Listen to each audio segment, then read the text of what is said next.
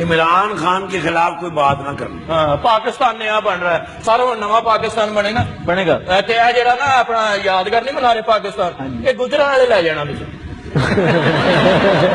उसे होर जी और ताया आपको पता कि जो मनारे पाकिस्तान है, हाँ हाँ चबुर्जी के साथ इसकी मंगनी हुई थी। सही कह। मनारे पाकिस्तान ने जवाब दे दिया था। क्यों? कहता चबुर्जी आवारा जी हैगी, चौंक च खड़ी रहती, ढोलां वाले विच वड़ के चाचा इन्हां दोवां दा रिश्ता कराया सी लाड़ काणे ने। अच्छा। लाड़ काना ते सादकाबाद दोवें मासी फूफी दे ने ना। हाँ, ते सादकाबाद मंगिया सी विहाड़ी नाल। अच्छा। बूरे वाले ने ते चीचा वतनी ने रल के इन्हां दा विआह कराया सी। समुंदरी नहीं समुंदरी, हाँ रजाने लाउंदी जांदी।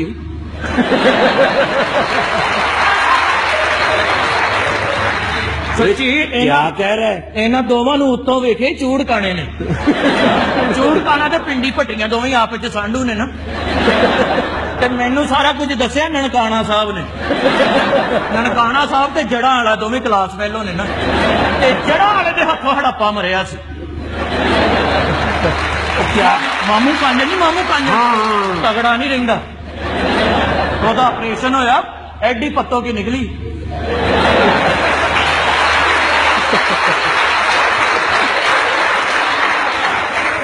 सच्ची इसने मेरा जुआई बनना है।